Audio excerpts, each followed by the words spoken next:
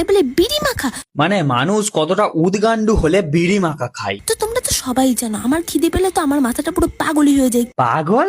মানে পাগল চোদা হয়ে গেছো, না হলে কার এই বিড়ি মাখা খেতে? কি খাবো আমি তো বুঝতেই পারি না, চোখের সামনে যেটা দেখি সেটাই খেয়ে ফেলি। আজকে চোখের সামনে ছিল বিড়ি, তাই এগুলো কি আজকে এখন মাখিয়ে খেয়ে নেবো। প্লিজ একদিন যেন তোমার হাঁক দিয়ে গিয়ে খিদে পাই, তারপর আমার চোখের সামনে গু দেখবে, সেটাকেও মাখিয়ে খেয়ে নেবে।